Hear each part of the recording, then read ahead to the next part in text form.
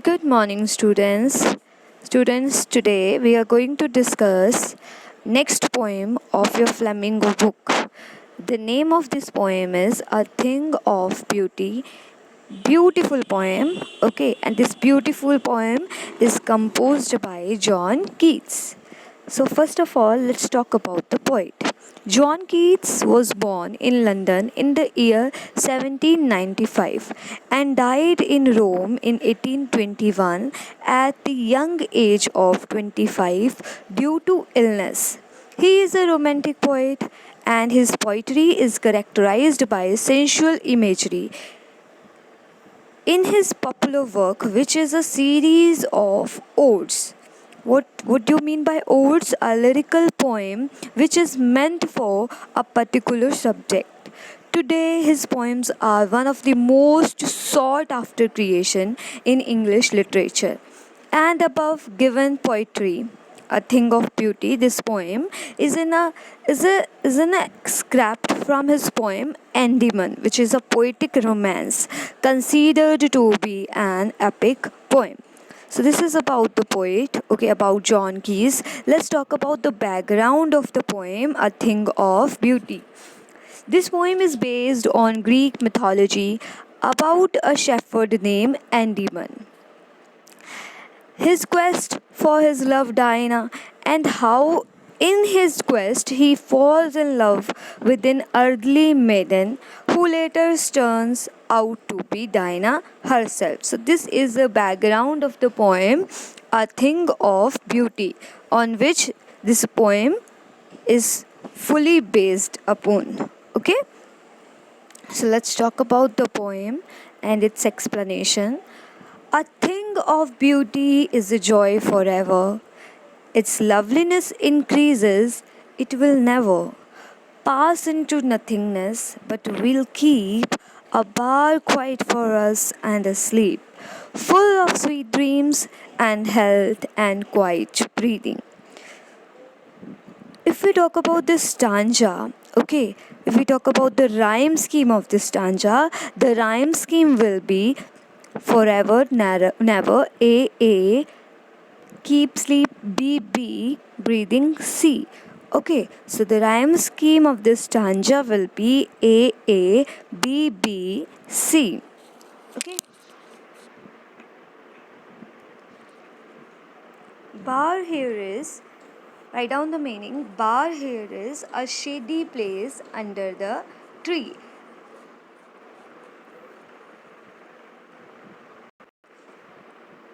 In this stanza, the poet says that the beauty stays forever, it never fades away. Rather, it increases with the passing time. The perception of the poet regarding beauty is that it never goes off with the passing time, rather, it beautifies more and more. For the poet, beauty is like a beautiful shady tree. Okay, poet compares the beauty with the beautiful shady tree under whose shade all the creatures can sleep peacefully and enjoy good health. Okay, beauty provides us a joy that is everlasting. Okay, it increases with the passing of time, it never fades away. Okay, and poet compares the beauty with the shady tree under whose shade all the creatures can sleep peacefully and can enjoy good health. We talk about the rhyme scheme A, B, B, C. Okay, poetic devices that are used here is alliteration, use of the consonant sound at the start of two words which are close in series, sleep and sweet. Metaphor, bar, quiet. Okay, poet compares the beautiful thing with the bar, quiet. Okay, like a shady tree. That's why metaphor poetic device has used here. Let's move to the next stanza. Therefore, on every morrow are we reading a flowery band to bend us to the earth, spite of despondence of the inhuman dirt of noble natures of the gloomy days, of all the unhealthy and over darkened ways made for our searching. Yes, in spite of all, some shapes of beauty moves away the pall from our dark spirits. Here, the poet, here in this stanza, the poet says that every day it is the beauty which fills us with the spirit to live. Morrow here is the following day. Okay, the poet says every day it is the beauty which fills us with the spirit to live. It is the beauty which builds the desire in us to live. Though there are so many sad moments and cruel people around us. Reading here is surround, despondence, depressed, gloomy, sad, inhuman dirt, evil deeds. Okay, it is the beauty which builds the desire in us to live, though there are sad moments and cruel people around us.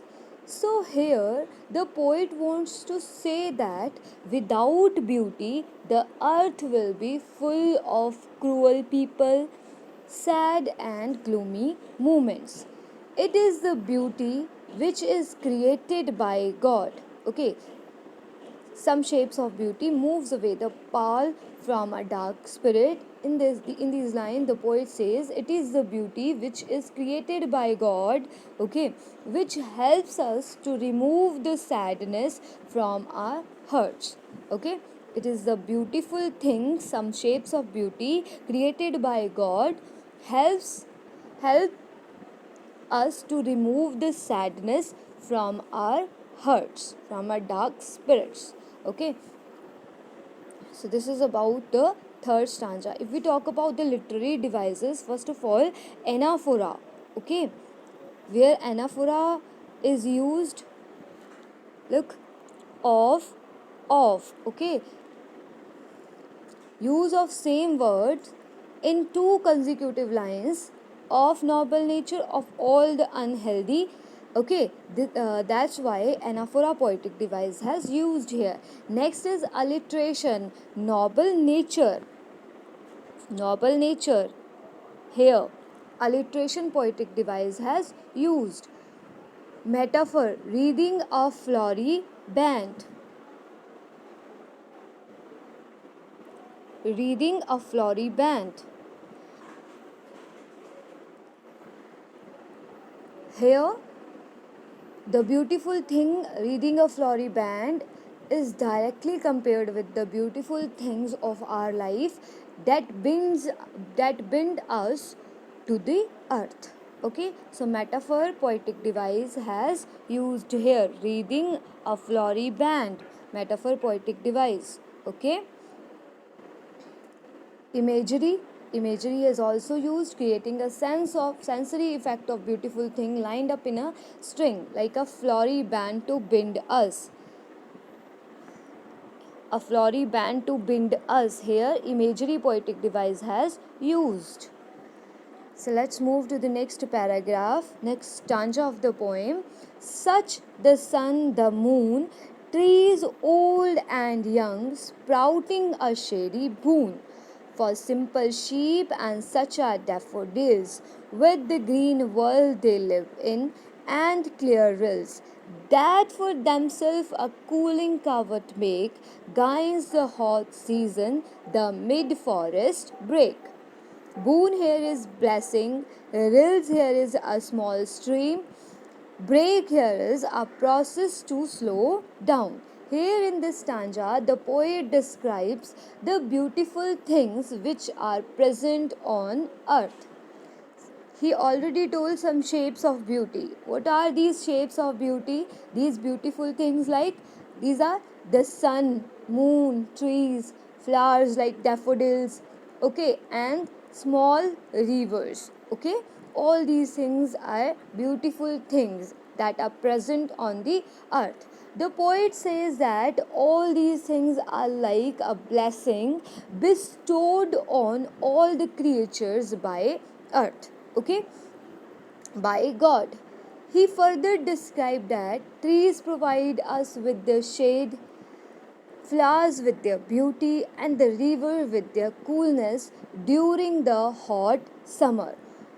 All of these things are the beauties of nature, which are like boon for us, which are like blessings for us.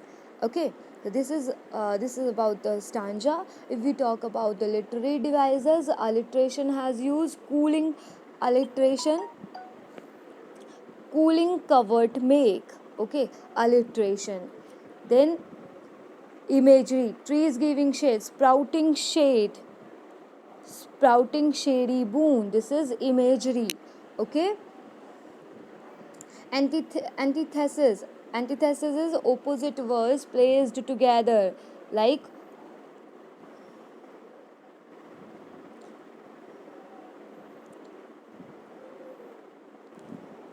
here old and young. Antithesis poetic device has used here. So this is about the beautiful things that provide us happiness, that gives us hope to live on the earth in spite of too much depression, too much gloomy and sad days, and too much cruel people around us.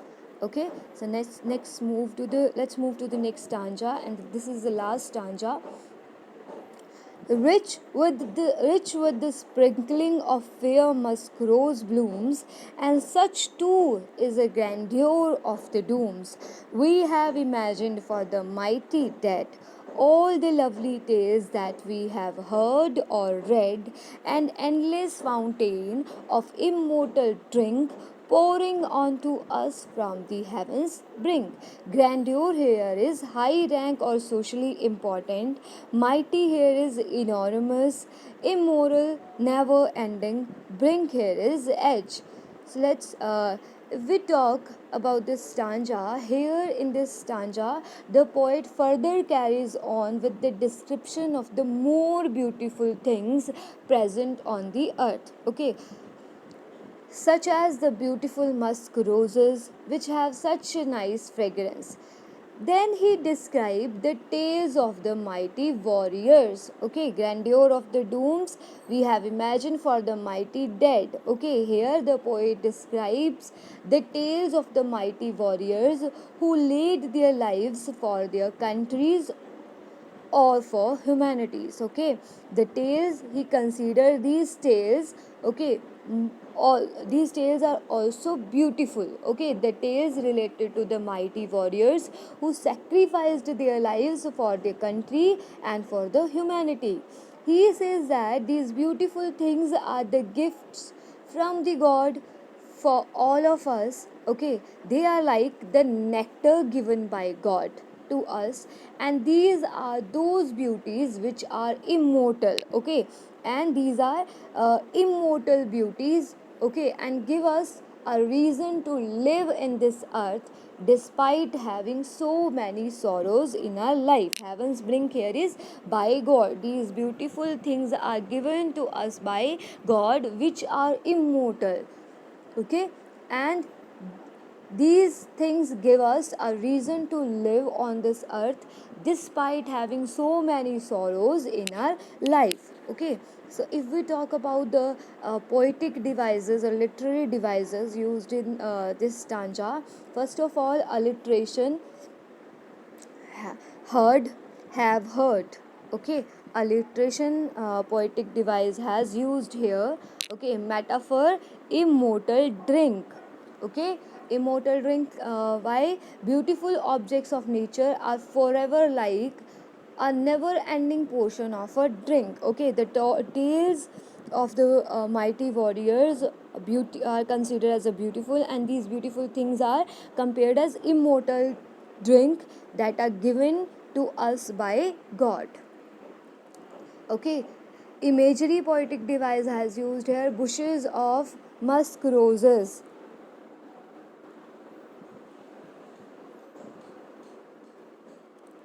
musk rose blooms. Okay, these are these are the imagination,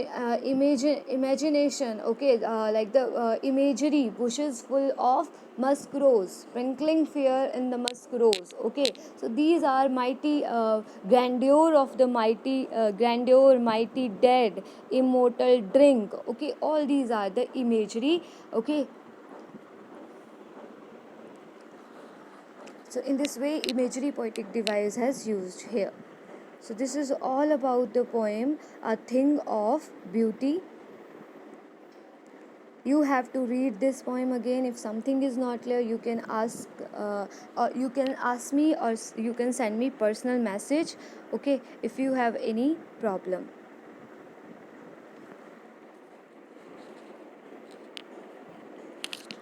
Thank you and have a nice day, students.